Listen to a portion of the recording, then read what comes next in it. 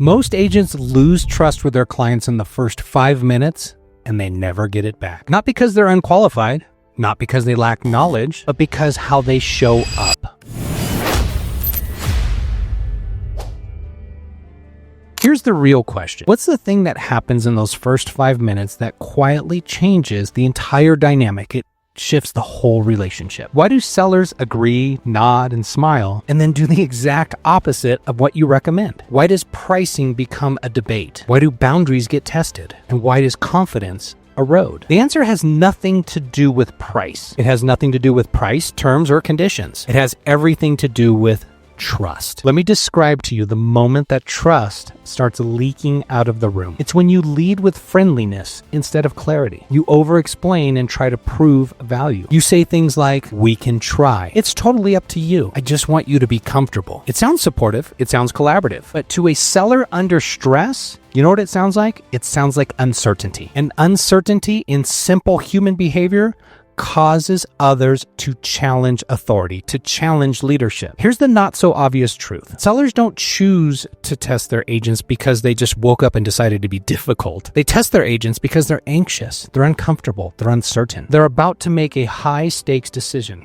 probably one of the biggest of their lives, and their nervous system is projecting out loud. And if your leadership feels soft, they won't relax. They'll probe, they'll push back. They'll seek reassurance by applying pressure, questions, and second-guessing every move you make. They're not trying to be rude. They're seeking stability. Trust is not built by being liked. Trust is built by being predictable, calm, and certain. Sellers don't need more information. They have access to all the information they need. Sure, you can provide some of it, but they don't need more information.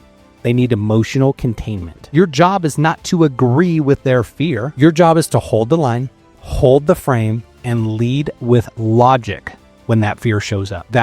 That's what professionals do. Here's my first suggestion for an immediate fix. Most agents unknowingly bleed trust through their language. These phrases will quietly undermine your authority. "We can try. Hopefully. I think. If you want to. It's totally up to you." They sound polite. They also signal uncertainty on a massive scale. Replace those words with grounded language. Say things like, "Based on what the market is doing, here's how this typically plays out. The most predictable outcome comes from ... And the strongest statement you can have as an agent is, "My recommendation is." This isn't manipulation. This isn't dominance. It's clarity, and clarity calms people down. My second tool for getting ahead of this, and this one matters, we need to set our roles at the very beginning of the relationship. You say, "My role here is to guide strategy and protect the outcome. Your role is to make the final decision. If I ever stop being direct, you should question me." That sentence, it does 3 things. 1, it establishes leadership. 2, it removes any confusion. And 3,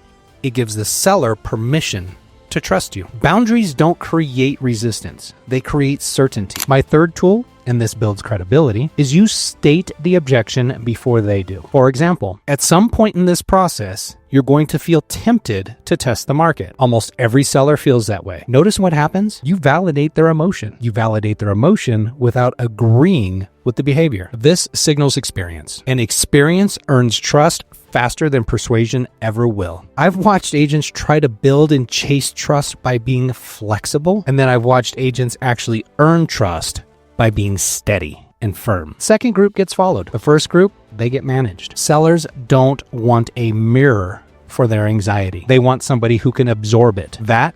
That's leadership. Here's the shift that changes everything. When sellers test you, it's not rejection. It's a question. They're asking, "Are you strong enough to lead this even when I'm uncomfortable?" Your response, how you show up, that determines the rest of the relationship. If sellers keep hesitating, second guessing, challenging you, it's not because you lack value. It's because your leadership hasn't been established yet. And in the market ahead, that gap will be exposed really quick. In the next video, I'm going to talk about why the next market cycle will punish weak agents. And ultimately, it's going to elevate the strong ones, whether they're ready or not. Because in this new era, this new economy, Trust is no longer optional. With that said, team, there's some links down below. Go ahead and click it.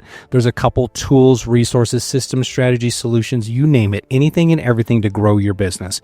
But I want you to pay special attention to the opportunity that's presented there, the opportunity for us to work one-on-one in a coaching relationship. If you feel that this video spoke into you and that I can provide value to you and your business, click that link. Let's have a conversation. Let's see how we can work together to grow your business. But at the end of the day, team, it's your business. So get out there, get after it, get it done. We'll talk soon, everybody. Bye-bye.